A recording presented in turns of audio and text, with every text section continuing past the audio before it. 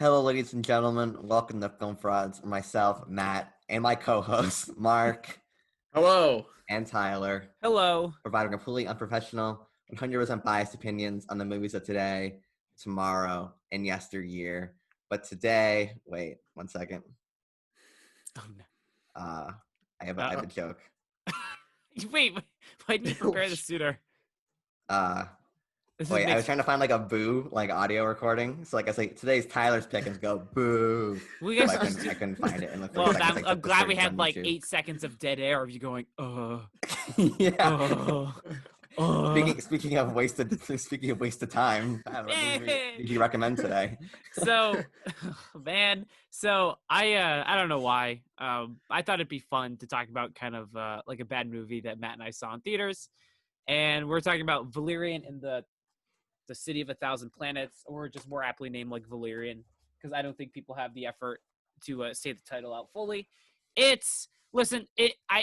We want to probably make this like our typical review, but in all honesty, this movie really sucks. And I know that's not like a grandstand new opinion to behold, but we all decided to watch this together last night on a Discord call, and 98% of the call was us making fun of each other. And by us, I mean Mark and Matt making fun of me. So we're kind of in like this limited area where Matt and I have seen the movie. We sat and saw it in theaters, and Mark was watching it for the first time, and I don't think we really paid much attention. But that being said, I feel like I still have some stuff to talk about, so this might be the Tyler episode. But first, Mark, this is your first time ever watching Valerian. You know, you've heard about it. You're a movie fan. Valerian, the biggest joke of a movie in the last like 8 years, something like that. You've heard about it, and you watched it for the first time, and what did you think? I thought what everyone else thinks about this movie, where the script sucked and the leads sucked, and if they were different, it'd probably be a pretty good campy sci-fi film. That's my analysis. Man, whoa, we're off to a great start. Matt, we've seen this movie already. Can you give us a little like, why did we see this? Like when, why, who are we? Why do we exist? So the trailer didn't look terrible. Like there was like pretty decent advertising behind it. Like I remember being in Times Square and like seeing like a giant billboard for the movie and being like, oh, like this movie could be good or whatever. And then the reviews came out, and we were kind of riding off the Gods of Egypt train, where it's like where you see a bad movie and then you watch it in theaters and you're like, this lives up to like how bad it's like enjoyable and how bad it is. Yep. So I'm thinking we were probably thinking the same thing here. Yeah.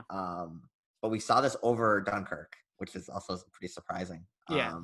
And I remember we were both pretty into it, like the first part, like the first like action scene. Yeah. And then it just completely went downhill from there. And Tyler didn't even make it to the end credits before marching out of the movie. So we saw it in theaters, and I remember distinctly going like, it's a sci-fi movie. We probably should see it in theaters because it's gonna look cool. And by watching this movie, visually looks astounding. Like the effects, the world, it all looks really cool.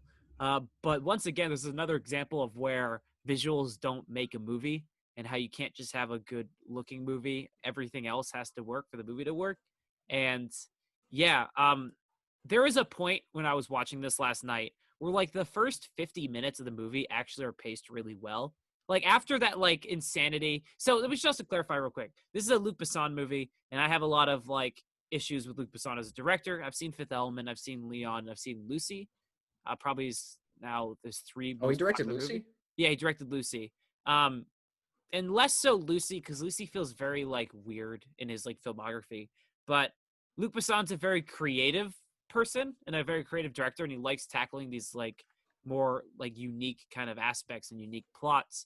And I was kind of like into it for like the first 50 minutes. It doesn't make a lot of sense, and like Mark said, the leads have like their black void of chemistry, but it's paced well.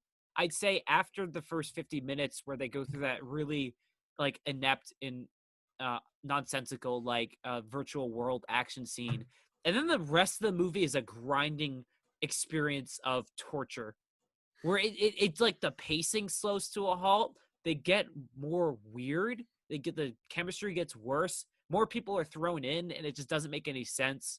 I don't know what you guys felt watching it last night in the limited time you guys were paying attention.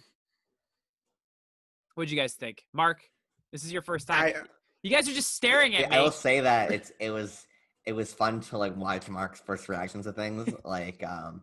So like the first main action scene is and then this sets the bar for nothing making any sense, and it just being like Luc Besson's creativity all in a rough draft and no one bothering to call him out on any like logic flaws, any glaring logic flaws, or any bad writing. It's they have to. I can't even really explain what they're doing because it just fundamentally doesn't make any sense. But basically, there's like this pearl they need to get, but they're in a giant sandlot but then you put VR goggles on and gloves on, and then you transfer your hologram body into another world where there's like this huge market. Dimension.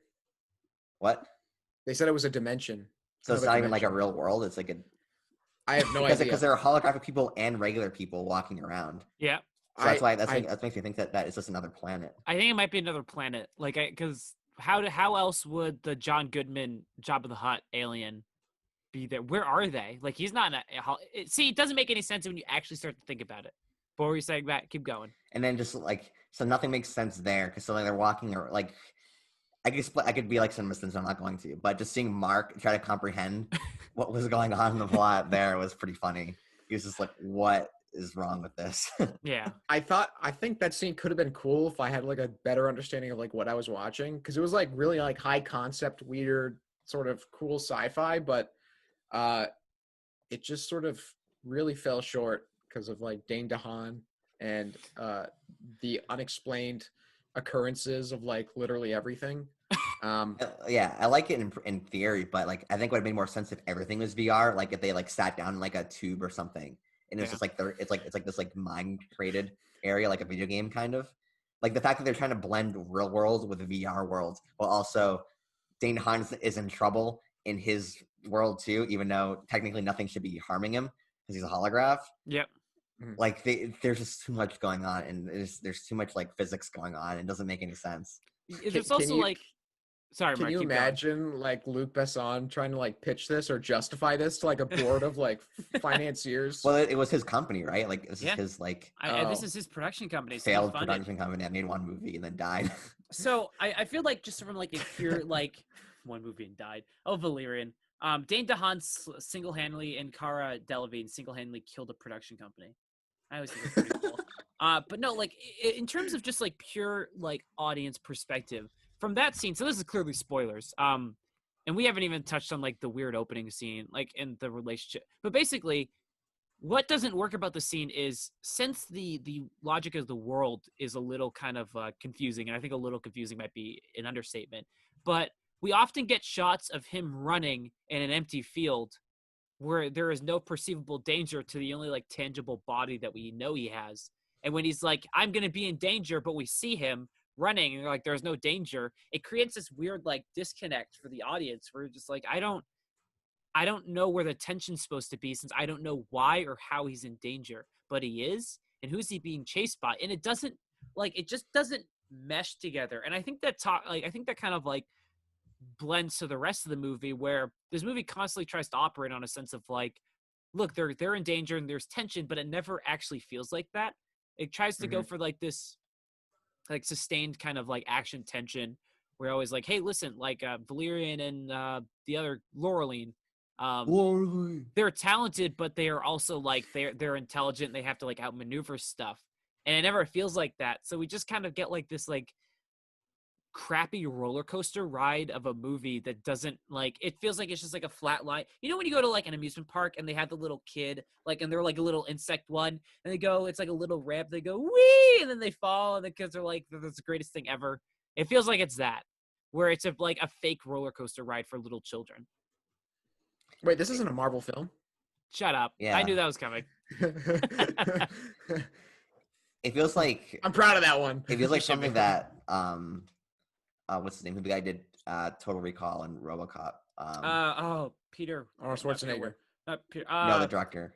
Keep going. I'll find it out. It feels like something that he would do. Like in theory, it feels like a Total Recall kind of movie, just without any of the logic like a kind of crazier world where Peter things are Verhoeven. escalating. Paul What? Verhoeven. Yeah, Paul Verhoeven. Yeah. Without any of that, or without any of the likable characters or memorable characters, or any sort of like, commentary, I guess, like reflecting the real world. It's like it feels like a crazy sci-fi movie from that time, but without Yeah. any of the talent or like heart. Yeah. I mean, there's talent in like the artist Yeah. behind the movie, but I think like the core problem with this movie is the fact that Cara Delevingne and It Dane DeHaan exists. are not good actors, and they're terrible together, and their writing is terrible. Yeah. It I don't even know where like that's kind of like the elephant in the room is I like this is based off a comic series called Valerian and Laureline. Came Yeah. out before like the Star Wars. It's a very like massively influential comic series for science fiction. And I don't want to like compare it to it. I've never read it, and I don't feel I just like reviewing what's I see in a sense. And what we're given is listen, Dane DeHaan is a good-ish actor in capacity. He's good in He's good in Chronicle. one movie. He's good in Place Beyond the Pines. I've seen Place Beyond the Pines. Oh, He's I good haven't in seen that. that. Yeah, exactly. What's up? He's a good actor. He has the potential to be a good actor. But in this one, they try to play him as like this swashbuckling Casanova, heroic like rogue Yeah, figure, and he just doesn't fit it. Like it like a just Han Solo-esque yeah, character. and it just doesn't work in any capacity because you can't. Not only is he just not suited for the role, but the script doesn't play him as that way half the time. He has like the face and like the body of a 14-year-old, but like the voice of like a 80-year-old who smoked his whole life. Yep. And his like he tries to do like he tries to do like the rogue like smooth guy kind of thing, but it's so awkward. Yeah. And I mean, it probably has a lot to do with the fact that he's probably sitting on a he's like standing on a green screen. They're like, there's a bunch of aliens behind you and in front of you and around Yeah. you, and nothing makes any sense. He goes, okay. Yeah. But it's just terrible, and it's made even worse by the fact that him and Cara Delevingne they have less chemistry than Jason Momoa and Amber Heard do in Aquaman. Oh damn. Oh, wow. Yeah. That's a low bar. Bold. No, I think Luc Besson movies are really complicated because for me, Luc Besson movies always have a good movie in them, but he, like you said, Matt, he always feels like he's on the bordering of like a rough draft of a movie. And his stuff is always there. What was I gonna say? Mark laughed and distracted me. Sorry, Matt yawned. He looked so disinterested. He was like, I can never win anymore. Continue. Last night, What happened? Mark and Matt read my Letterboxd reviews and just roasted my Letterboxd reviews. So now I don't know. Now I'm like self-conscious. My of what defense, I'm Mark saying. started it. Mark didn't start. Mark's like, you We talk should do a new about- series. We should do a new series where we roast Tyler's Letterboxd reviews. I like Just that call idea. it roasting Tyler, and you can It'll give you publicity. just Yeah. not publicity. I want. You'll be the Jar Jar Binks of film frauds. I'm the secret mastermind then. Do you get it? Oh That was- right. no. Oh Yeah. yeah. Thank you. Jar And Jar. I forgot what I was saying. Luc Besson movies Oh, have a weird so movie in them. we've so Luc Luke Besson Besson's movies. favorite director ever. So my point is completely null and void now, because I kind of forgot and I didn't know where I was going. But we've said this before. But like one thing I place very highly when I like review movies is like a believable relationship. And from the very first like opening scene where he's like, "Marry me," and it's like it doesn't like convey anything about them, and they don't seem like they like each other half the time, even though they're just Mhm. constantly like this weird flirting aspect, but they never really seem to like enjoy each other's presence, or we don't get any time of them. Even like their body language is so awkward. Yeah. Like they never like, I think Dane DeHaan like kisses her on like the cheek once, and there's that really awkward scene where he's holding her from behind, Yeah. and like they're like kind of the same height, but she's just a little bit taller, and it just looks like a kid holding on to his babysitter. When's mom gonna be home? Yeah, exactly. Like it's just so like I can't even explain it. It's like the body language they have with each other that's not even acting is just so weird. Like Yeah. it just doesn't come off as natural. Like everything feels so like robotic between them, both Yeah. in dialogue and in the way they interact with each other physically. It's just so weird. And Like I can't even like think of another comparison where the chemistry is as bad as this on like so many levels. it's just like it's one of those things where their main they don't have narrative arcs in this movie. Not really. Like, what is Laureline's arc? Clearly, you have never met a woman. That's her arc. That's the one line you remember correctly from the movie. You're Yeah. watching it. We're watching it. Matt's like, it's gonna come. Is this the scene? I was so Oh, excited. you're like, is this it? I think this is. Oh, wait, here it is. Like, There was a moment where I thought I made it up. Like I was like, maybe I didn't. Maybe I imagined this line, but no, I can't, and it was totally worth it. Mark, you're sitting there. You're watching it. Mark, you're trying to avoid like, when a kid doesn't like study for a test or like doesn't read an assignment, and their teacher's gonna call on them, and they kind of sit in the back. That's what you're doing right now. What are your like? Give us your thoughts. Talk about the movie. We want to go through this therapy session with you. I just don't have anything to say. I don't know what to tell you. I mean, I'm the old movie guy. Like I like to be depressed after a movie. This didn't leave you depressed? Yeah, this didn't depress you. Well, it depressed me in that the fact that I knew it existed, and whatever. But I don't know what to talk about. It's like the movie's bad. I don't know. There is never. We were talking right before the movie started, and I've never heard so much contempt in Mark's voice when we're like, Tyler, why the fuck did you recommend this? And then I heard you go, it's 2 hours and 17 minutes, and you just sounded like you were depressed and you hated me. At one point, he went, "We're only halfway through." Did you watch our last video? Like when you say Valerian, he just goes, he like pouts, and it's so funny. He's like, God damn it! No, there is because again, the first 50 minutes go by like really fast, and then all of a sudden it just stops, and then 40 minutes take about 3 hours, and there's a point where we're like, how much longer do we have? And I just want to point something out to the viewers, is that Tyler was between Valerian and the assassination of Jesse James, and he chose this movie. That and I Saw the Devil. Yeah. Like 2 amazing movies that I've seen. And this piece of crap. And the last movie he recommended was Black Hat. I'm on fire. You are just... And then before that was Dunkirk or something. No, that wasn't Dunkirk. I recommend good movies. Listen, we can't all recommend good movies. We can't all be the good ones here. We can recommend not pieces of crap. Well, what do you want me to do? I thought this would be fun. I thought it would be fun. Listen, and clearly it did not work out because this movie is fucking long. If this was like 90 minutes, I feel like we'd be fine.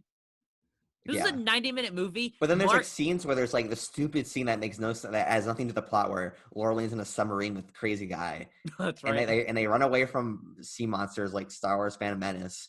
And it's like, no, the scene has a point. I can't think of how it has anything to do with the plot at all. So the jellyfish. So the only reason I knew what that scene was is because I read the plot summary on Wikipedia after we stopped talking last night before I went to bed. I was like, what happened in this movie? So basically, when Valerian gets lost in the red zone, where the other people who get blown up in the beginning of the movie, she has to find out where he is because they can't track him. So the jellyfish somehow links their memories, but I don't know how that works. So we get that, and then she knows where he is. So we needed that scene, or they would have never reconnected, and then we never would have gotten the Rihanna Ethan Hawke weird gray.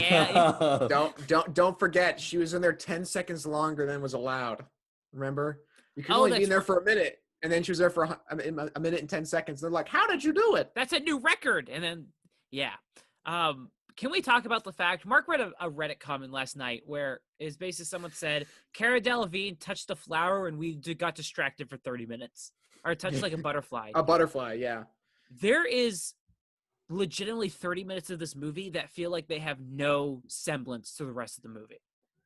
Like, yeah, where are the video essays saying this movie's objectively bad? Like, come on, this is objectively bad. It's like, Mark, since you have nothing to say, I want you to break down what happens after Cara Delevingne touches the butterfly. Actually, no, right before that. Go through it, Mark. This is all you. This is a Mark extravaganza. So Cara Delevingne puts a jellyfish on her head, and then she finds Dane DeHaan. Then she revives him. I don't remember passed this at all. out or dead. She put like a blue drink in his mouth, and then he like drank it, and then he was like, and then they started like flirting with her immediately, and like they started like rolling around, and then she touched a butterfly and got. Turns out the butterfly was actually a fishing line, and then she got sucked up into the ceiling of this cave, and then Dane DeHaan's like, what the heck? And then he jumps off the edge, and then he grabs a butterfly, and he Why didn't he just touch a butterfly right near the edge? Why do you have to like jump down all dramatic? I don't know. Didn't We this were like, happen is he in the gonna movie? die? Is he gonna die? I don't know. And then he grabs the butterfly, which is a fishing line. Yeah. Who would have thought? And then you know, like that creature in The Last Jedi that Mark Hamill drinks the boob milk. The blue titty milk, yeah.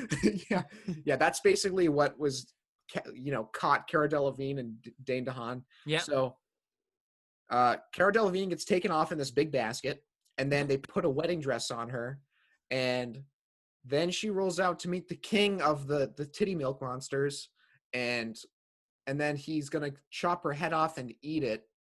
But also during this time, Dane DeHaan meets Rihanna, and Ethan Hawke. Ethan Ethan Hawke. Hawke is like, hey, come here for the side plot. Yeah. And Ethan Hawke's like, okay. Oh, sure. and then like through polymerization, Rihanna and Dane DeHaan become one body, and then they go into the king's court where Cara Delevingne's gonna get her head chopped off, and then they kill everyone, and then they go, and then more guards come, and then Rihanna and Dane DeHaan and Cara Delevingne, they charge at the bad guys, and then they fall down a sewer pipe, and then Rihanna reason. dies. Like, the sewer pipe wasn't, the dimensions of the sewer pipe weren't even large enough to fit them through. They just do it. And then Rihanna is a shape-shifting alien, and she dies immediately. But she tells him to. He tells Dane DeHaan her last, because she cares so much about his romance with Laureline. She's like, make sure you stay with her, and then she dies. And then that motivates Dane DeHaan to settle down with just one woman. I feel like we're still missing stuff. There's a 3-minute sequence of this movie where Rihanna like does like a pole dancing where she transforms into, but like Luc Besson is like, it's necessary for the plot. Yeah. Don't mind his extra camera. It's for my personal records. Yeah. I keep all of this is allegations. Allegations, Luc Besson, don't hunt us down, please. We're fans, not really. We don't really like you that much. We don't really care. Yeah. Yeah. It's like what you just said somehow makes more sense than what was presented. Because you actually like summarized it, but it's legitimately 30 minutes of the movie that is off doing something, because they end up in the back, like it just doesn't add to anything. And then instead of spending time with each other, or establishing the main villain, or establishing anything of any importance, it really just feels like Rihanna shows up because Rihanna, like they just casted Rihanna and they didn't know what to do with it. And then somehow they blackmail Ethan Hawke into being in this movie.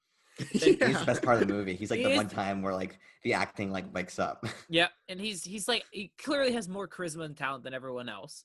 And then that's it. But we're also forgetting that earlier in the movie, John Goodman as a slug, Jabba the Hutt creature is like, I'm going to find you, Valerian, even if it takes the rest of my life. And he's like the villain stuff, and Valerian's like, okay. And you expect that to be like the Chekhov's gun, where kind of like in like Guardians of the Galaxy 2, all the people who are like in yellow eventually come back at the end, and you're just like, oh my God, they never forgot. But instead, he just disappears from the movie entirely.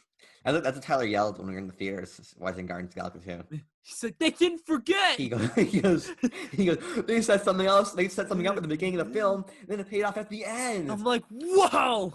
Like, oh, sorry, I didn't mean to cut you off. No, I was making a really terrible joke that no one would have looked at. Make it. You know how like Cara Delevingne or Laureline and Valerian, they're like, oh, this race was actually almost wiped out, and the commander's a very bad guy, and they're supposed to empathize with the people. Yeah. But earlier in the movie, they go to that planet with the weird VR thing, and the pseudo bad guy sends off that beast, and it's chasing after the ship. Yeah. And it jumps onto the ship, and it rips apart their whole team, and then Valerian and Laureline escape. And then they get on their ship, and they don't even like address it. They're like, "Oh, our whole team just died," but like, "Hey, I'm gonna crack a joke." It's like, "Hey, we did it." And these guys even care? That's a plot hole. All this movie's plot holes. There's a lot of like, there's clearly trying to do something like they're the swashbuckling, extravagant. They're part of the government in this movie, but they never feel like it. Instead, the government shows up sometimes for no reason. Like legitimately, the government and Clive Owen are established within 30 seconds. And then they are captured by the people at the beginning. I think there's time travel in this movie because their planet blows Really? up 400 years ago.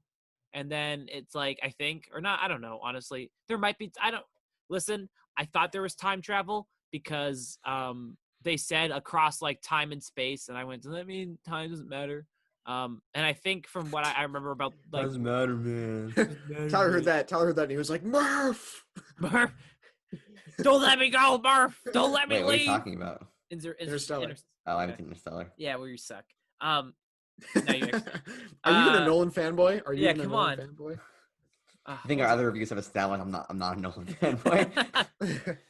What was I gonna say? No, I think there's like time travel, and there's also like there's weird just like world inconsistencies. Dane DeHaan is in like a power suit and like is like running through stuff and like kicking ass, but then Cara Delevingne is in one and then but she never activates it and is like taken hostage by like two people, but then she beats them up without it. And it just doesn't you're just like I just saw a scene where he's in the same suit as her, and I know Dane DeHaan isn't that strong in real life because if I felt like editing this, I'd put a picture of Dane DeHaan. He's not that strong. But I mean, like, there's like weird, like pseudo Do you know from experience? from experience, yes.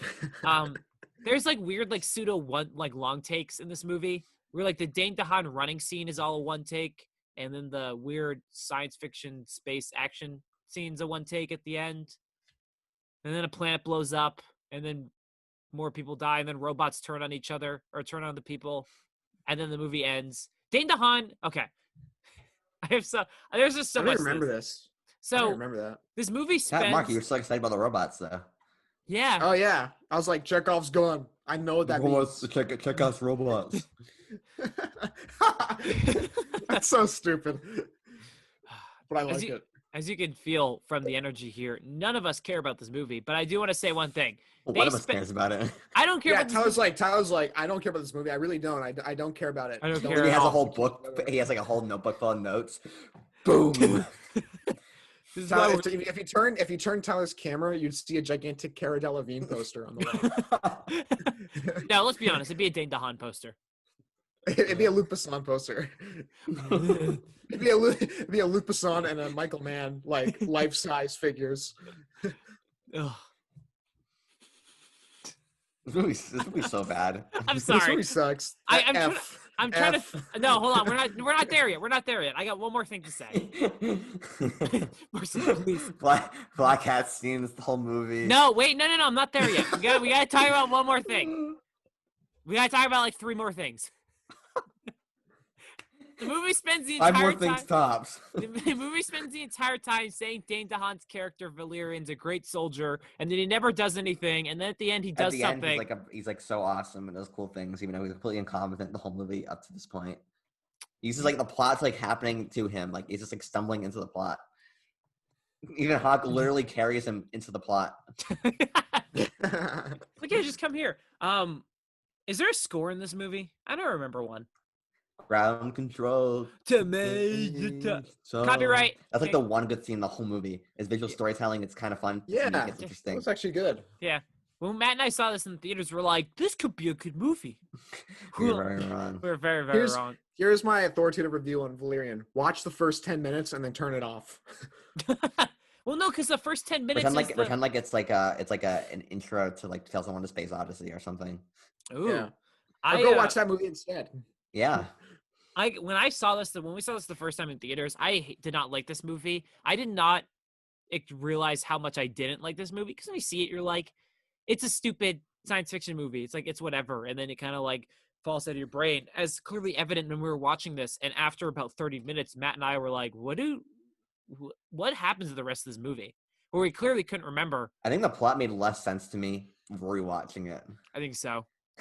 I think so. I think that's because Mark was talking the entire time. Yeah, Mark What? was quiet. Tyler was talking. He was not stop yapping. He's like, if you want to watch a good Criterion movie, you should watch The Third Man. It's like, Mark, we already watched it for Yeah. Film Project. He's like, I just turned on the watch third man. We'll watch The Night of the Hunter, obviously. Listen, Valerian, this is clearly a terrible review. We don't want to be those like aggregator YouTube podcast do. things where we just jump on the same bandwagon. But sometimes things are justified, and sometimes bad movies are bad movies unless they're Black Hat, and then they're a great movie. But we don't need to talk about that. Sometimes a bad movie is just a bad movie, and you can't really swing a justification around for it, despite how creative the world might be.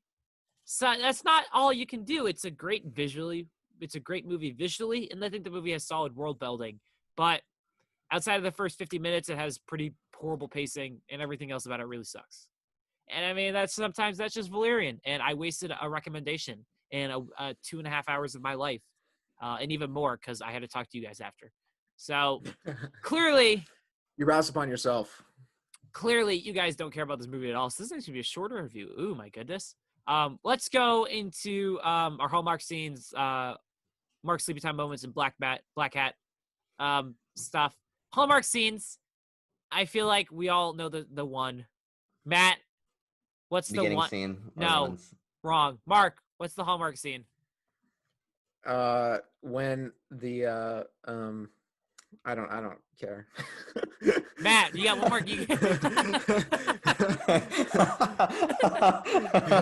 Mark. That was great delivery. Yeah. I was like, oh, I gotta think of something funny. And I was like, this movie doesn't deserve it. Matt, you get one more guess. Can you give me a hint? Like this movie's like 2 hours and 30 minutes long. It's just the line in the movie. Oh, clearly you've never met a woman. There you go. Yeah. The best delivery out there. That was the joke. I don't know. The first like 5 minutes of the movie are pretty cool. It looks cool. And it's like, yeah, it's a nice example of showing and not telling. Because you also think like from the advertisements, like you think like that little creature that poops diamonds. Yeah. Kind of like be like it's gonna be like their sidekick. Yeah. But it shows up at the beginning and then it's never in the rest of the movie. No, it's actually so in all like the stuff that happens, she has it in a little case behind her. So when they're like going through like the fishing stuff and when they're in like she's about to get eaten, it's on her back. But never like plays a role and never does anything. No. Like you think like it'd be like the R2-D2 or something of Yeah. Valerian or something. No. But it just doesn't do it. It does nothing. With the success of like Porgs from Last Jedi. Yeah. You would think they'd want to market a cute little critter for a more family-oriented science fiction action movie. But no, because Luc Besson can't do anything right, apparently. But it's all over the market. Like if you look at the billboards, like 3 years ago, like it's on the billboards. Like you think it's gonna be like one of the main characters. God damn it! Instead, those gray, goopy monsters. You need those uniquely designed aliens. So I want to say that we'd have a Mark Sleepy Time moment. And if you don't know what that is, Mark falls asleep watching movies. He's actually gotten a lot better. I'm actually proud of you for that, Mark. You're making a real good character change. I don't need your approval. Yeah, you do. Shut up. Mark falls asleep, wakes up, claps, give it like 4 stars. It's a joke because there are moments that are just kind of like and that they fall asleep to. I don't think this movie it's just like a cacophony of this stuff. That and Black Hat moments. And Black Hat moments are bad moments. So just clarify that. The movie has moments you abhor. Abhor. Thank you. That's a good vocab word. I'd say my Black Hat moments are just like, it's like I'm like conflicted because like the worst scenes are with Cara Delevingne because her acting is just so robotic. She's just terrible. Like she just cannot act. Yeah. But they're also the funniest scenes too. So like I'm like conflicted there because they're just so bad. Like the clearly you have never met a woman scene is like it's just so bad, and every line of dialogue she delivers is terrible. And then like at the end when Dane DeHaan like wants to marry her, I'm like, do these people care about each other? It's just so. This movie just fails on basic, like other than from like an artistic standpoint, like the visuals are, obviously really great. Yep. I have no idea how this movie got the budget that it did to make this movie, but from a script standpoint and like from a narrative and structural standpoint, it just makes no sense. It's just an objective failure. Oh, I'm kind of in agreement with Matt here. I think they're just like large like movies making sense is actually like really nice sometimes. And following like a cohesive narrative is nice. So we like Aquaman. We think this movie's bad. Yeah, seriously. I unironically contemplated giving Aquaman like the highest B possible. Like Aquaman's like a fun movie. Aquaman is what? Don't you like Eraserhead? Yeah, but like Eraserhead. So there's a difference. Eraserhead is like up to your interpretation, like artistic kind of like styling. You good, Mark? Valerian is movie posing as something and having a narrative when none of it makes any sense. There are just large sequences in this movie that don't tie in. I mean, I want to give the entire blackout moment to the 30 minutes of the Rihanna Ethan Hawke stuff, because it just doesn't play a part. And there's nothing worse than a movie wasting time when it could have been 45 minutes shorter. That's kind of where I stand on that. So clearly, we have to create a new section because I think for grades, we grade stuff on an A, B, C, D, F scale, no plus or minuses. I feel like we have to create a new section for when we all give a movie an F. Mark, I think you said the Hall of Shame. Like Hall of Crap or something. Hall of Crap. Hall of Valerian. Hall of Valerian. Hall of Valerian, the first inductee. Wait, no. Hall of Black Hat. That's what it is. Hall No. of Black Hat. Yeah, No. yes. Let's vote on who votes for Hall of Black Hat. Say aye. No, Democracy wins. No, Yes, this overruled. isn't democracy. Democracy, no. Listen. Go read this. Go read The Conquest of Gaul. Wait, actually, look, in That's all democracy. seriousness. Wait, in all seriousness, what did you like less, Valerian or Black Hat? Like, in no joking. I watch Black Hat every day, but Black Hat deserves to be the first inductee. Wait, no, because I gave it an A. It can't be. Doesn't matter. Doesn't matter. Then You're that overruled. makes it to the Hall of Shame. Overruled. I will. If you make a playlist called Hall of Black Hat and Black Hat goes in, I will continually. You see how much I refresh Letterboxd. I have more time than you guys do. I will delete that playlist every single chance it pops up. I will make a separate YouTube channel. I will download the Black Hat video and I'll upload it and I'll say Black Hat is the worst movie ever, and I'll make a playlist that says, Hall of Black Hat. I will flag you. With that one video. I will say you do not have my consent to post my picture. I will take you to court, motherfucker. You do not have my consent to upload that without me. I know my rights. We're calling it Hall of Black Hat. Just throwing No, it out we there. No, I've never felt more insulted in my life than when I watched Black Hat. That movie, I hate that movie so At much. least Valerian has like shots that make sense. Wait, 'Cause okay. You can see things that are happening in Valerian. We'll call it the Hall of Tyler- Black Hat, but we're not putting Black Hat in it. Tyler would have given this movie an A if the bad guy, the fake bad guy at the beginning said, "Piss off and die, Valerian." I would be like, it's like Black Hat. I got really excited. Listen, fine, because I want people to Wait. know. Hall of Hackers. Hall of Hackers. I'd rather call it Hall of Black Hat, to be honest. Okay. That's I just want it. people to go, hey, it's an F, and I want people to know I stand by my takes. Yeah, well, no one's even fighting on that hill because no one cares. No one cares. The battle's already lost. The only comments our most frequent and loyal fans of this have turned against me because of Black Hat. I have no one. This is a good life. Tyler's like a masochist. He's like, he knows why he gets clowned on. And he's like, all right, I want to recommend Valerian. Well, it's worse because Tyler like wants us to like these movies, but then when we don't like him, he goes, "I knew you weren't gonna like it." I knew you weren't gonna like Black Hat. I knew Black Hat though. I was talking to Mark, and I said, Meanwhile, Mark, every night before we're watching, he goes, "Dear God, I haven't talked to you in 10 years, but if you're there." movie one time, please let Mark and Matt like Black Hat." Tyler prepared me for Black Hat, and it was so much worse than I expected. every night I go to bed praying that you'll like me eventually. One day I'll get them. Ugh. I don't care anymore. Who cares? Crap. Who gives a shit anymore? All right, That's so Tyler's conclusion of Black Hat. So Valerian is our first inductee into the Hall of Black Hat. Second inductee. No, because we didn't give it all Fs. So you're an idiot. Mark, Clearly. I think 2 Fs is like the requirement. Because if No. you get 2 Fs like on a report card, like you're gonna get held back. So no, because at our high school you get placed on academic probation, like I was. All right, so make a playlist called. but you would have gotten expelled if you consistently No, I maintained wouldn't have your gotten 2 Fs. expelled. I would have been asked to leave. There's a difference. I would have been forced to leave. I would have been asked to leave politely, and if I wasn't, I would have been forcefully removed. I was given the option. I didn't flunk out of high school. That was close. All right. Well, Valerian is gone. we can I was like suspicious that Tyler had like an addiction to buying things, but I didn't. My suspicions weren't confirmed until he bought Valerian. He's obsessed with buying things. I like that. Mark just gonna buy more books. I can't be the only one. All right. But they have intrinsic value. No, hey, I now own when I now for the rest of my life, if I don't lose all my possessions, will own Valerian for the rest of my life. You should go back to Walmart and then like to the first Walmart employee, just be like, I cannot believe you sold this to me. It They was probably actually give you at a a Best Buy. refund just based without even a receipt. Oh, Like, yeah, Best this movie's Buy. terrible. What if I even went to better, go? go back to What if I went to Walmart. go to the register? The person just looked at it and handed it back to me. They're like, no, like we won't allow a sale. I did. This one copy has been in our inventory for 3 years, and you're the only person to buy it. So when I went to go buy it at Best Buy, like their Blu-rays are like pretty pillaged right now because it was like right after the holidays. But they still like many Blu-rays are just like 1 or 2. Valerian had like 8. It was like hitting the edge of the shelf. It was like snap. I was like, there's so many copies for me to buy. And then I look and everything else is like sold out. I'm like, but it's Valerian. Did you contemplate buying 2 copies? I was gonna buy them all. I had the money. I was like, you know what? Let's give Luc Besson some more sales. Yeah, he's like, I gotta fund his next film.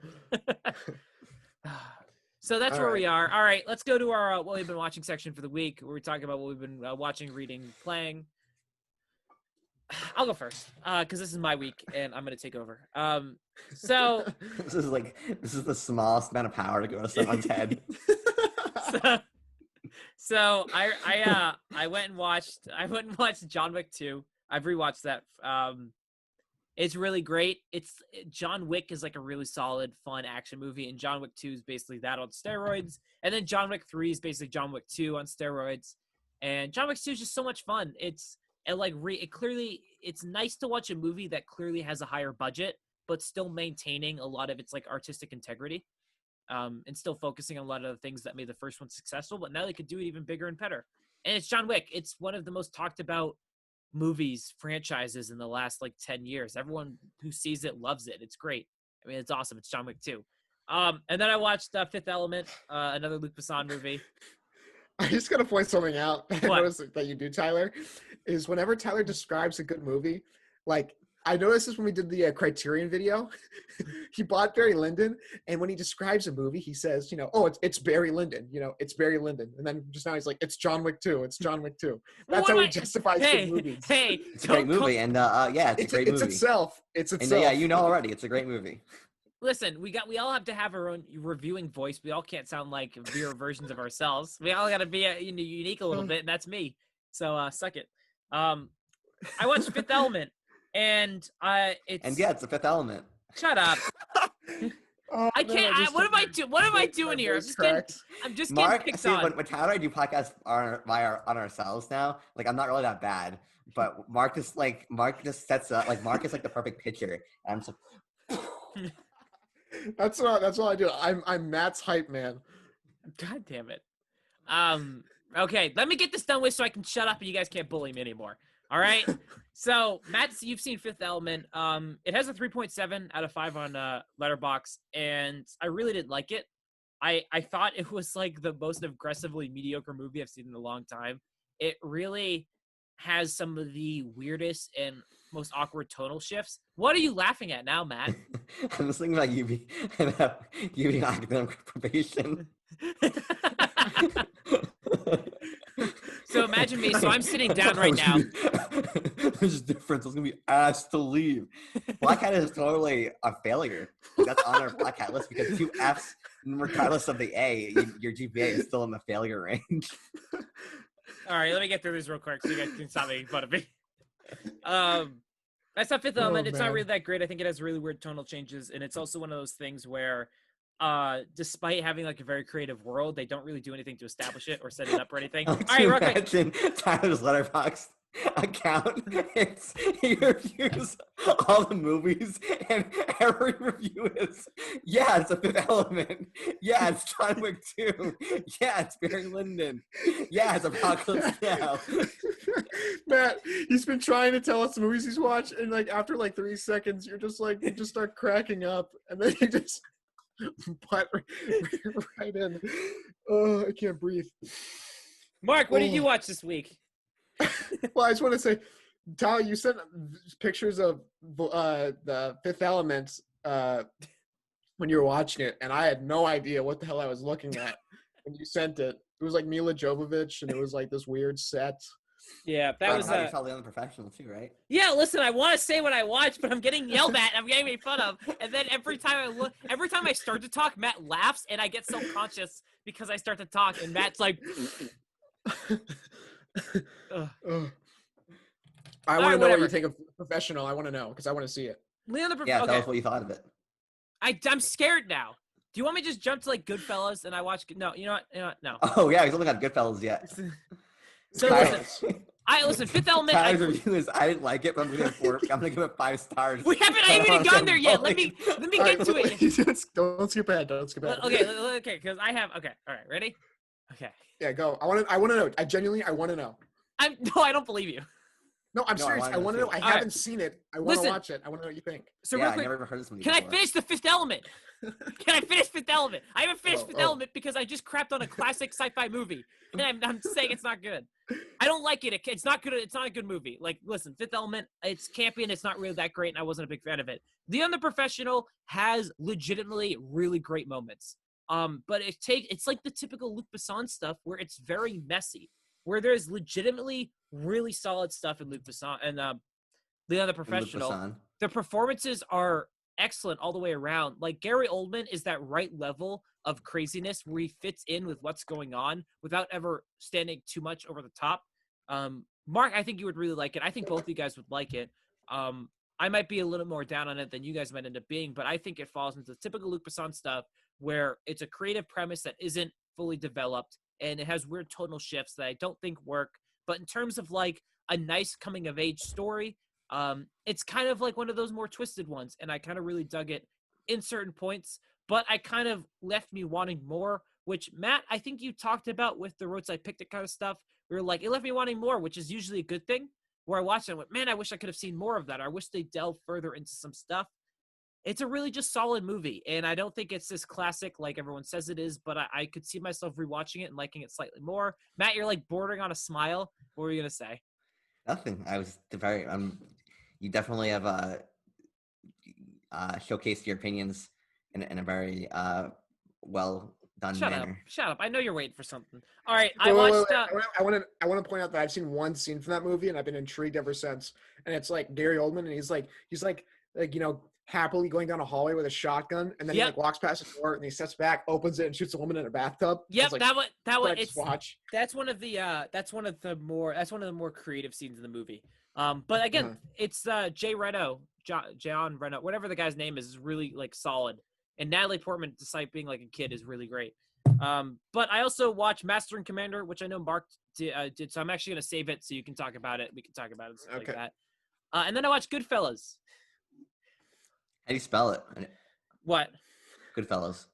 Goodfellas. Okay, I'll have to look that up. I hate you. Why do you do this to me? What? I just want to know. I want to put it on my list. No, you shut up. I know you've seen it because you get mad. You make fun of me because I had seen it. Listen, Goodfellas, I could. So Goodfellas is an interesting movie to me because it's Goodfellas. You know, no.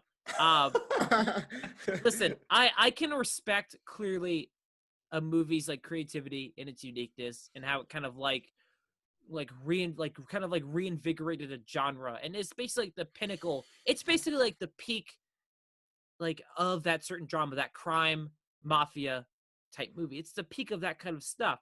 But I can also sometimes those type of stories, those rise to falls, those rise to grace, and then those kind of like falls from grace kind of movies aren't the most interesting to me. I very much like something like LA Confidential, Matt, where you have like Guy Pearce's character, where he's like this hard, fast, true, like wholesome person who's slowly being like corrupted by, or slowly like having to move outside his like ideologies and like is like gripped and like forced to conform to a world. I find that type of story that like rise to prominence and then fall from grace, but in a certain different way, more intriguing than this. But I mean, there's a lot of creative stuff in that. I didn't find it that interesting of a movie. And I just like, I watched it. I'm like, this is really good. I don't know why I'm more into this. I don't know why I'm not more into this. I'm like, man, that's a really like, this is all kick ass. Why am I not more into this? And then but I also did feel like there's a little bit of like, the movie kind of does slow down once Henry Hill, played by Ray Liotta, like becomes like this kind of like super important character. When he starts meeting his wife, I think the movie does start to slow down. Karen, the movie does start to slow down a little bit.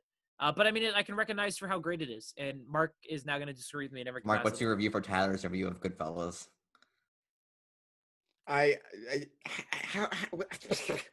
Okay. This movie does not slow down at I any think point. it does. I don't think this movie is. I think I've seen it like 6 times. I said this last night. It gets better every single time. I watch it. I'm like, how can a movie be this good? Maybe I'll like it again more on a rewatch. I don't know. This is the first time ever seeing it.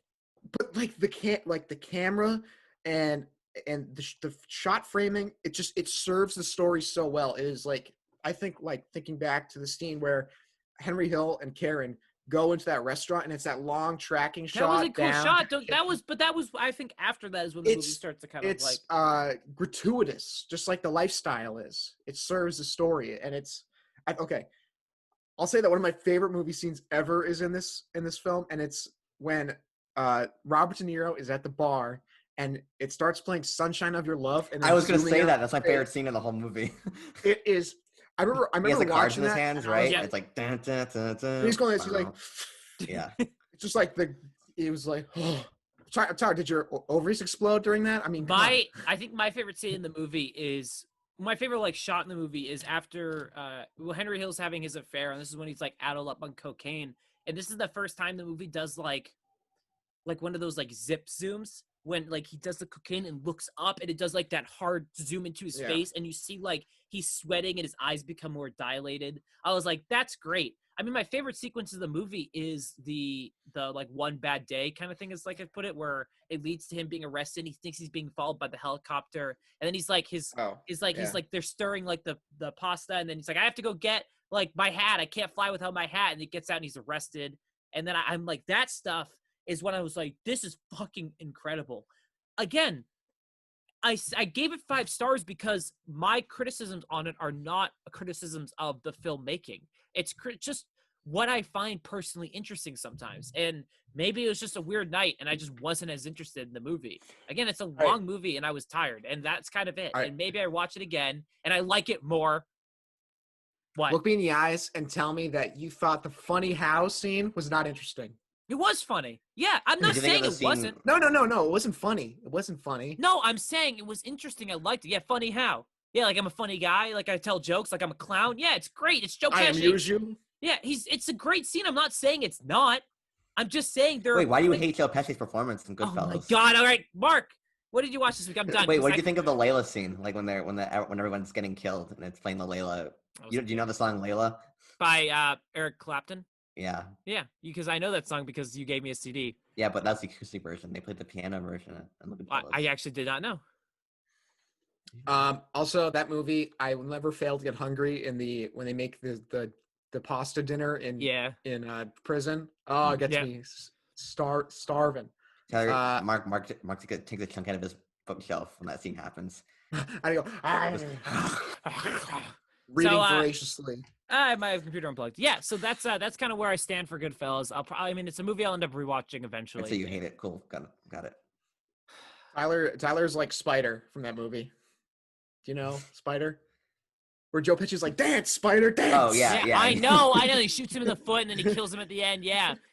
You know what, Tommy, go fuck yourself. And then he's like, oh. I was like, oh, Tommy, why'd you do that? Oh, that's just Spider. Tommy. Classic Tommy. I do kind of like. I do like one part I did like is spoilers when Tommy's killed. I like how just like abrupt it is. He walks in, he's like, no, and he gets shot in the head, and he fall. Yeah, and you're just like, oh, and it's over. And then De Niro breaks down in the phone booth, and you're just like, this is great. But yeah, I like when he's like, go down here. I want you to go down to Florida and like take care of a job for me. And it's like, oh, he's gonna die. And that's it. Yeah. So I also like the fourth wall break when at the end he goes from like ratting at the trial to like standing up and like getting right in the camera. I'm like, this is cool. So, great stuff. Mark, cool. All right, Mark. Mark, what did you watch this week? Get this fucking train wreck over with so I can shut up. I watched The China Syndrome. I mentioned that last night. It's on the Criterion Channel. It stars Michael Douglas and Jane Fonda and Jack Lemmon. Jack Lemmon is so good in this movie. You guys ever seen a Jack Lemmon movie? No, but you're boring me, so shut up. Keep going. I'm interested, Mark. You can keep going. Okay. He's in Some Like It Hot with Marilyn Monroe, and then I forget the other guy's name. He's also in The Apartment, Billy Wilder's 1960 film, which is amazing. I'll probably have to recommend that at some point. And so he's in this, and it's basically, this movie is Chernobyl before it was cool. Wow. Ooh. So this movie is about a nuclear reactor disaster / cover-up, and what's interesting is that this movie sort of like is not exactly a warning about nuclear power, but it shows you the dangers of nuclear power. And this film came out in 1978. Jack Lemmon is in the 12 Angry Men remake, which is also directed by William Friedkin. Okay. Just letting you know. All right, keep going. It came out in, I believe, 1978. No, and it came out 1979, you stupid. 1979, 3 weeks before the 3 Mile Island disaster, the nuclear disaster. Yeah. So it must have been weird seeing this movie. I'm like, nuclear power is kind of crazy. And then like 3 weeks later, there's like an actual meltdown in the country. So it's just like a really solid film. It feels like a Sidney Lumet film where it's just like, there's nothing like particularly impressive about the directing or anything, but it's just such a good story. Solid. It's just so solid. It's so solid. Roger Ebert gave it 4 stars. Wow, I mean, now we just have to hold on to high esteem, don't we? Bow down to your grades. One day I'll be at the same level of Roger Ebert. Just letting you know. Matt, what do you think about that statement? I think it's ludicrous. Thank you. Ludicrous. Like the rapper? Like ludicrous Luda. speed. I watched Mad Max Fury Road. What else can I say? I mean, if you don't like this movie, Say it. It's Mad Max Fury Road. Yeah, say it. It's Mad Max Fury Road. I mean, what else can I say? I remember watching. I think this is the second time I've watched it in its entirety, and the first time I watched it, I was like, for some reason, I was not impressed. I don't know why. I don't know how that ever came about, but I was like, yeah, it's good. And then I watched it again on my projector, and I like blasted the speakers, and I was just like, it's Your just. parents were downstairs like, Mark, Turn down the porn. And I'm like, I'm going to Valhalla. I just go, witness me, and I jump off the banister. You jump off your balcony. Yeah. So I watched that. Amazing. Can't wait for what's the new one called? Furiosa. Is it just called Furiosa? There's another one with a different name. I forget what it's called. Tyler, look that up. Look that up, Jamie. Pull that up. Pull it. Yeah, come on, Jamie. Pull it up. So I was just staring at us. I'm planning your deaths. It'd be cool to see Chris Hemsworth be in that movie too, because I think he's supposed to be like the villain or something. Is he really? Oh, That's right. actually kind of cool. That makes sense because he's Australian. Yeah. Wow. All right. That's the only reason it makes sense, not because Chris Hemsworth is like a good bankable action star. It's just called Mad Max Furiosa. Mad Max - Furiosa. Oh. Well, Mad Max Fury Road is like a documentary of Australia, right? Yeah. Knee slap. Oh, then I watched Phantom Thread, which was kind of amazing. I kind of love this movie. I was so I really liked it. It took a while for me to like digest it, and I went on Reddit, the authoritative opinion on everything, and it's like one of those movies where everyone's like, I love it, or like this movie's so slow and I hate it. Yeah, like there was like a thread recently. It was like why like the masterpiece Phantom Thread is the perfect New Year's movie, and like a bunch of top comments were like, this is the best movie I've seen in years. Then you go further down, and it's like, I can't believe you idiots are celebrating this shit movie, or like something like that. And it's it's definitely so Matt, I look forward to your review. It's his most like methodical. Like the pacing is deliberately slow, so we feel kind of like the monotony of their relationship and that kind of like slow unraveling. And yeah, I have to it's like the most immediate PTA movie I have to rewatch to get a true sense of it. And I wish I could. I want to rewatch it immediately. Yeah, like, I wish I could, but I don't have my Blu-ray. And and it's definitely like I could see it. I think I have it like I can let you know where I have it on like my PTA ranking list, but I could definitely see it jumping up more on a rewatch. I have it as number 6 I think I'd have it as number 2. behind what? Master. The Master? Yeah, for me, Um, it's for me. Well, the thing is, like, I could see it jumping up to as high as like 3 on a rewatch. So yeah. I'd have to also rewatch Boogie Nights because I really liked it, but I don't think I appreciated it enough. yeah, Um, so what I was gonna say, I was gonna say something else. Um, I can't remember. Oh, well, I was like, when I was the first like 20 minutes, I was like really paying attention to the filmmaking, and it definitely it didn't feel. It took me a while for it to like feel like a PTA film. It felt Yeah. like way different. Like at one point, there's this like really like weird like handheld shot, but like it works. And I was like, why did he choose that? And I was like, but then I got so wrapped up in the story, I stopped paying attention to the camera movements. So yep. I'd have to watch it like 2 or 3 more times to like really get a sense of like what was he going for here. Yeah. Also, speaking of PTA, his next film is in post production. we're gonna 100% watch and review that. So Yeah. So now it's I a can nice talk send off. about. It was a nice send off for Daniel Day Lewis too. He's incredible Yeah. in the movie. Yeah. Yeah, he is. So then I watched Master and Commander. This movie's like really good. Yeah, it's really great. It's based off a book series, apparently, and there's like a bunch of other like there's like 23 books or something.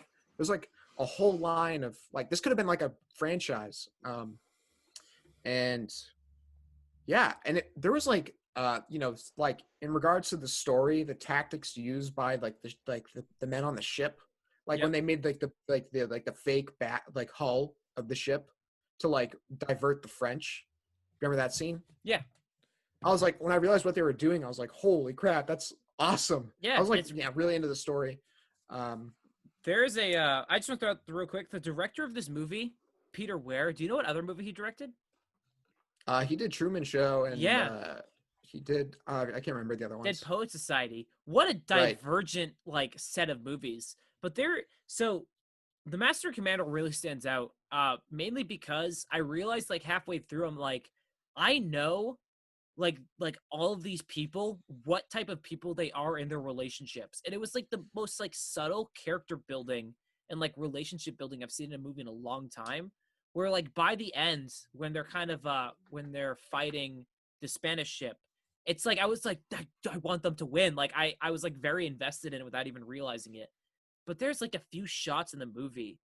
Spoiler alert, when the guy gets swept out to sea and they have to cut the mast because it's taking them down to the rocky ships, and then they cut it, he's so close, and they cut him down, and you see him just like float away, like over the waves, and you're sitting there, you're like, whoa. There's some like incredible stuff in this movie. Yeah. Yeah.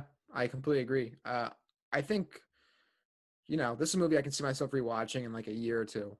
Yeah. So that's what I watched. Man, all Matt? the energy. We're going crazy. Matt, what did you watch? Take it home. I watched Another Round, the 2020 movie, directed by Thomas Vinterberg and starring Mads Mikkelsen. How was it? It's pretty good. So it takes place in Denmark and Copenhagen, and because that's Mads Mikkelsen's from, and it's basically him and his 4 friends are like depressed teachers, and they just kind of like they have like no passion for their jobs or for like their family and like marriage life, and they're all just kind of like dead inside. So they like read this theory by a psychiatrist named Finn Skadderud, which he basically like proposes that people are at their most like happy and creative when their blood alcohol content is above 0.50. So they come up with this like idea that make sure it's 0.50, not in like 0.05, because I might be completely wrong about that. It is 0.05, not 0.50. And so they come up with this idea that they're gonna keep their BAC about like at 0.05 throughout the whole day during the weekdays, and then at 8 p.m. at nights they're gonna cut it off, and then on weekends they won't drink either.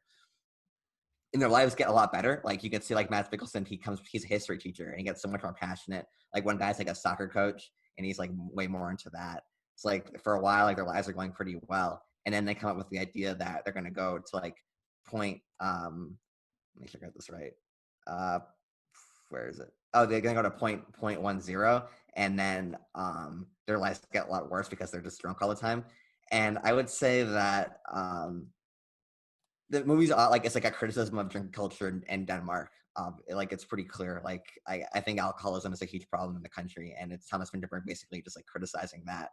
I would say that the first half of the movie is much more interesting than the second half because like it's kind of you know where it's going. You know, like this plan's not going to work out. Like you know everything's going well for a while, but things are going to go bad because ultimately they're going to become addicted. They're going to become alcoholics. And I would say I enjoyed like the fun parts more than the like when it starts getting dour because I just kind of knew where it was going. But the performances are all great, and Thomas Vinterberg shoots the movie like mostly handheld, so it feels like almost documentary. It's really good. He directed a movie called The Hunt, which has good. I haven't seen it, but like it had pretty good reviews as well. And like at the end, Matt Nicholson does jazz dancing, and it's the greatest thing I've ever seen in my life. I mean, like I'm kind of down. I'm a little down the movie because I think it's a little predictable. But I would say like if you're interested in the movie because it has really great reviews, so maybe I'm like a little more in the minority here, or I just think it's kind of average. So if you guys watch it, you might enjoy it more. But like from what I saw, it was like $6 on Amazon Prime, and I would say it was worth the time. Yeah. I saw the trailer a while back and I thought it looked really good, so it's good to know. Like the concept of like keeping grown men trying to like function while keeping their blood alcohol, their BAC over 0.05 is like kind of like a fun concept. And then like obviously when it gets worse, like like it's ultimately a criticism of what alcohol like the alcohol culture in Denmark, and like I thought that stuff was pretty cool as well. I also saw a movie which I never heard of until like someone reviewed it on Letterboxd and I checked it out. It's on Criterion. It's called Lady Snowblood, and it came out in 1973. And it was like the big inspiration for Tarantino to do Kill Bill. And I think that the director of this movie, his name is Toshiya Fujita, has like a lot of grounds to sue Quentin Tarantino on plagiarism because I am never gonna watch Kill Bill the same again. Like there are shots and visuals that are based in Kill Bill that are basically like I love Kill Bill. It's like my favorite Tarantino movie, but it's basically ripped off of Lady Snowblood. Like the shot of like all the four villains like looking down at the bride. Like that's a pretty iconic shot from the movie. Like that's pulled right from Lady Snowblood. Like the blood effects of like someone getting their arm cut off and like the spray going everywhere. That's from Lady Snowblood. But like I don't want to compare the movie too much to Kill Bill because I think this movie is actually pretty great on its own right. What's her name? Like this, it's basically following this girl who is like called a Sapphire, which means that her mother was beaten and her husband was killed by these four people, and then she gets pregnant for the sole. She gets thrown to prison for killing the first like bad guy, and then she gets thrown to prison for it, and then she has a baby for the sole reason to carry on her pursuit of vengeance, and that's what the main character is. Her name is like Mako something, and so her birth is basically just to get revenge on the three people that wronged her mother. Ooh. And stuff like that is really cool. But I think what elevates the movie is like the visuals. Like it feels like like the last scene of Kill Bill, like when they're out in the snow and stuff. Like it's really good there, and like that's basically taken from like Snowblood. There's so many interesting like Japanese like artistic visuals in this movie that really elevated it. I would say it's only an hour and a half, and I wish the movie was a lot longer to like really develop like the main character and like her desire for revenge. But this is basically a samurai movie, like a revenge samurai movie without there being samurai, and I think it's like really, really solid. I think that a lot of revenge movies today take a lot of inspiration from it, and it's not really getting the recognition it deserves for like how monumental it is. And then the director, like every shot has a unique introduction. Like he's clearly pays a lot of attention to visuals and environments, and it's like it just really, really gelled with me. And I gave it 4 stars. I could go higher probably if I rewatched it. Yeah, I'll check that out. I Kill Bill might be my favorite Tarantino movie. Yeah, you should definitely. I definitely recommend watching this movie because I want to talk about it more, but like I don't want to go into spoilers. But like just from an artistic standpoint, like I love like that style, and it just gelled with me like crazy. Like Ghost of Tsushima as well. Like you can tell Ghost of Tsushima was inspired by this movie. Yeah, like it's crazy. It's really, really good. I also watched Stalker. You two have fun. So All let right, me just Matt. say that reading the book did not help me at all in understanding this movie.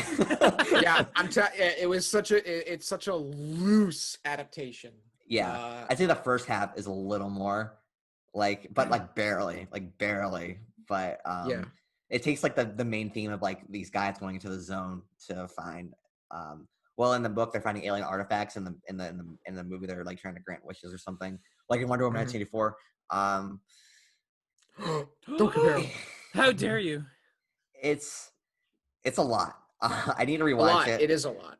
And it was very fitting to watch this movie, and then 5 minutes later, like the Capitol got stormed. I'm like, oh my god, the last Oh, movie I'll yeah. ever see is Stalker. Oh,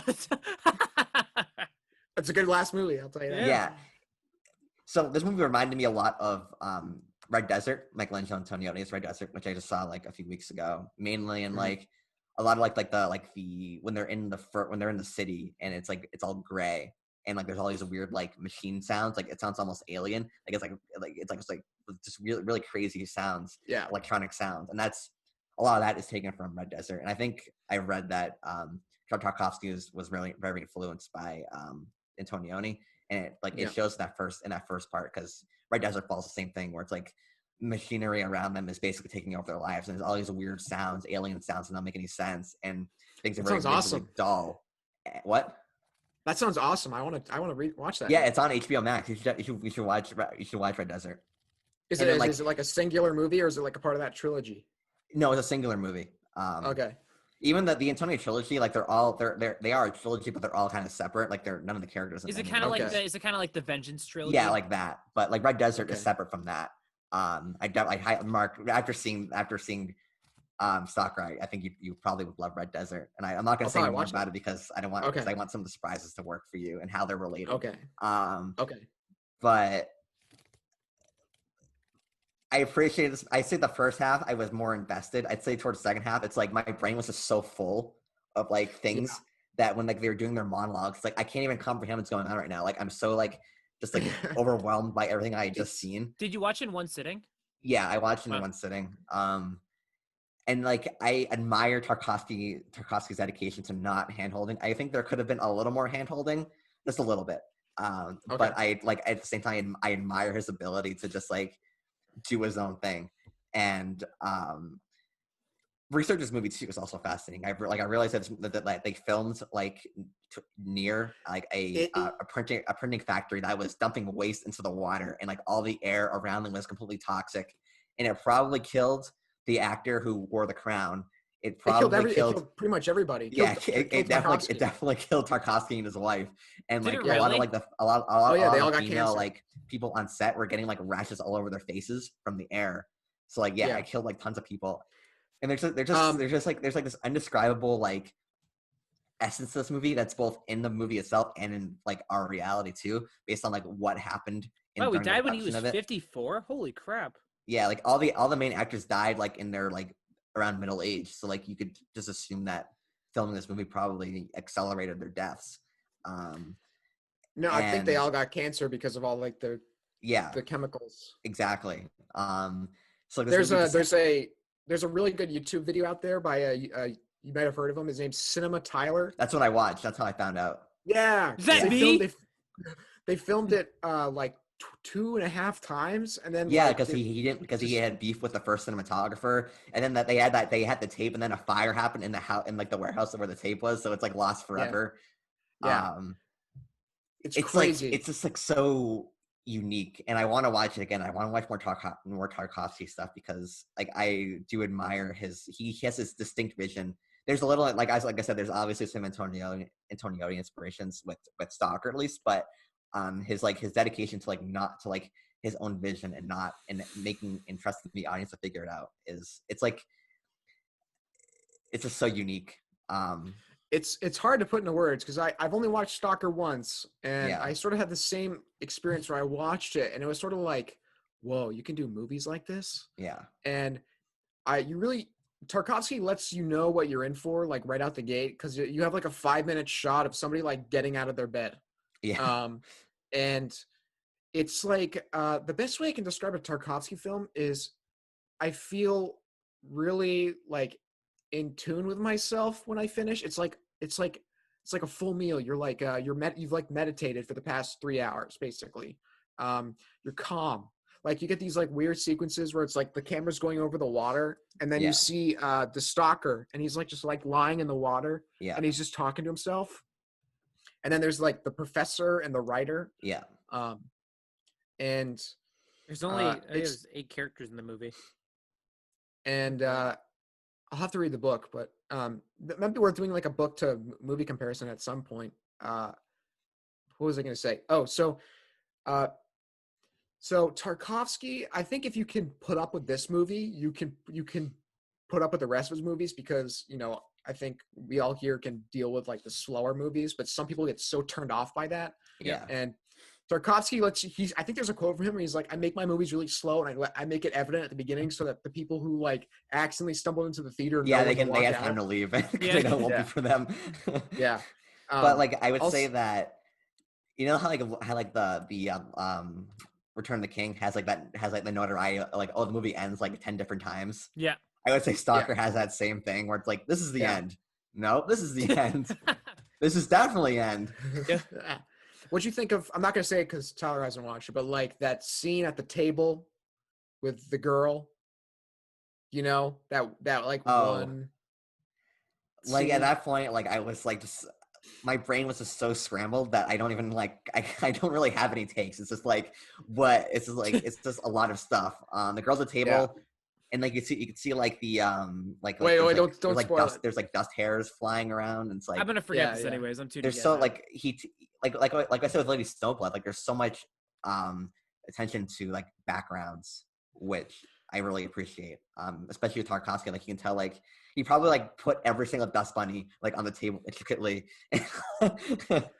It's like it's really I had no idea. Like I had no idea what it meant. Like I'll be honest, like I had no idea like what that was what the word, but it was definitely interesting. He's sort of like Tarkovsky, sort of like David Lynch, where like he's like someone asks him like, "What does this mean in your film?" And he's like, "I have no idea what it means. I don't know what it means. I film it because it feels right, and it's up for interpretation. Like that's what the point of the movies are." And also a specific point in Stalker is when you first get the first shot of the zone, when they transfer from like the gray or like the dusty orange filter, and then you get an actual color shot of the greenery. Yeah. It's like, holy crap. Because it's like, I mean, like Tyler was like, you know, visual storytelling. Like that's visual storytelling. Have you seen Andrei Rublev, Mark? I have seen Andrei Rublev. You've seen all of Tarkovsky's movies, right? I've seen every single one. I would tell you, so what I did, I watched Stalker first, and then I went to Solaris. Okay. I think if you're going to recommend someone get into Tarkovsky, what would you recommend they start with? Start with Stalker. It's the most accessible, and then whoa, what? It is. It's the most accessible. That's gonna have a stroke. Go to Solaris, which Solaris came out in 1972. Stalker came out in 1979. So you're sort of working backwards. And Solaris is a little more abstract, but it's still in that realm of science fiction, and you can sort of, you know, I think a lot of people can resonate with it. And then I watched his first film, Yvonne's Childhood, which is like nothing at all like Stalker. It's about a young boy in the Russian army, like World War I believe, and it's like a movie about like stolen youth and like kids having to grow up too fast through war.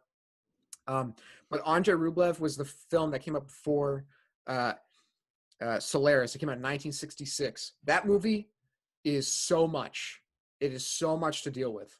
Andrei Rublev? 3 hours and 1 minute. Yeah. And I own the Criterion. I haven't really dove into it yet. It's a Criterion that's like extra. It's like $50 instead of $40.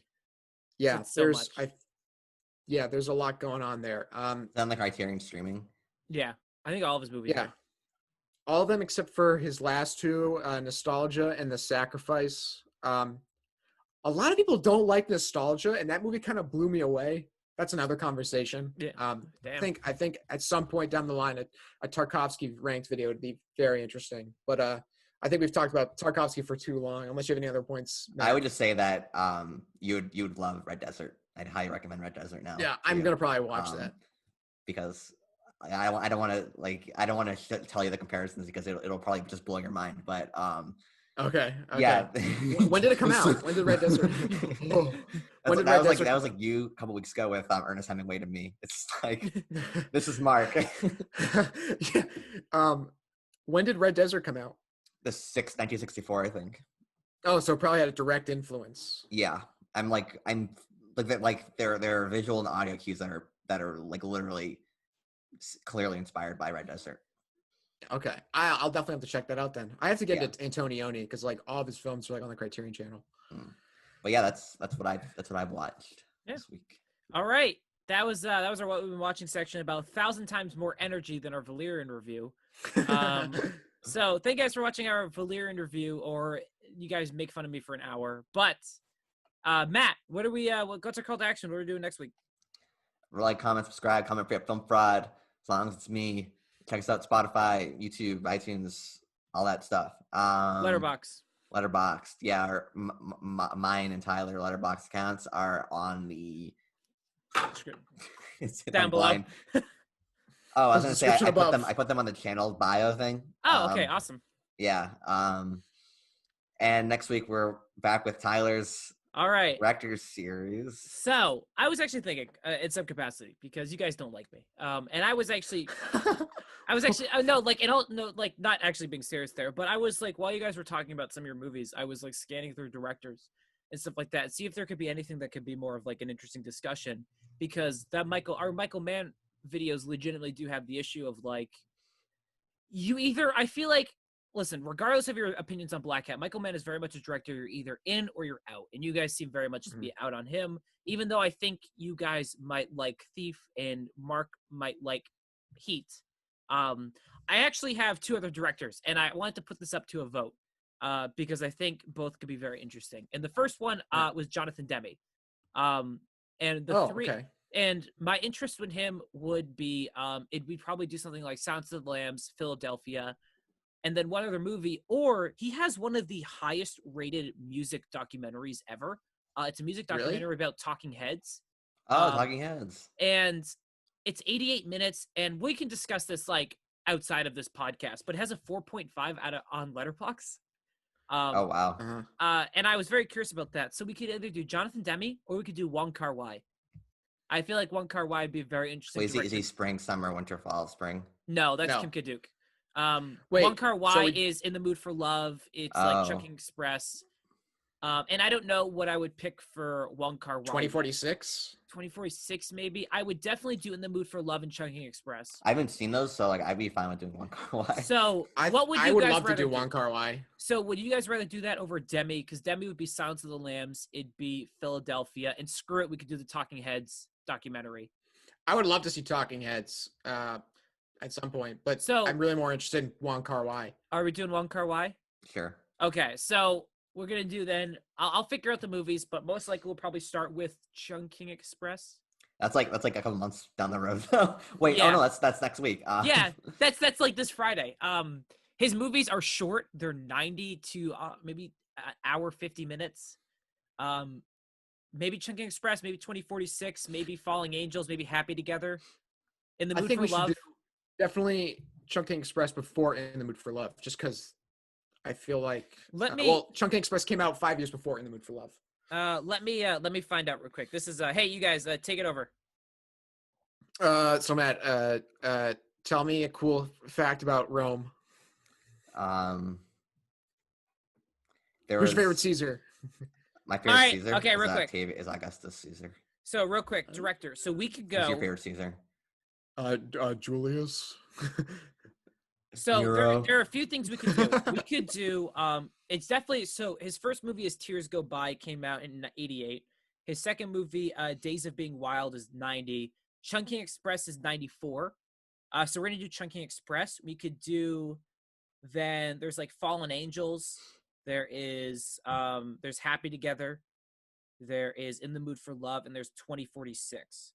Let's do Chungking Express, In the Mood for Love, in 2046. I'm down for it. Matt? All right. So next Friday, we're doing Chungking Express. It's an hour and 3 minutes, and that gives me hour and 3? 103. Sorry. Oh. That gives me an Hour and excuse to 43. now binge watch One Car Why movies and get a lot of them other ones I haven't seen out of the way. Yeah, I've been looking for motivation to watch this movie, so Yeah. this will be good. And because I figured, listen, I might recommend for my next recommendation Collateral, like just kind of I'm fine with that. yeah.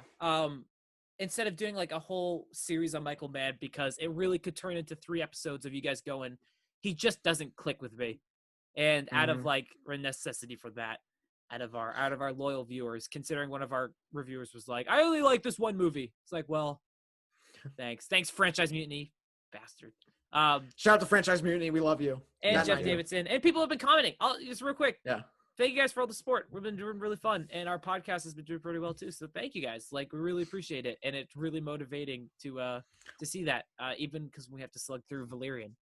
So yeah, If you made it this far in the review, comment Black Hat sucks. yeah, that's how we know. If you made it, comment Black Hat's great. No, what I said. All right. either Yeah, one. Said. So I We'll know who the finally, traitors are. No, I finally have an excuse to watch some One Car Why movies this week, which is awesome. So thank you guys for watching. This has been fun, and we'll see you guys next week. And I get the final word.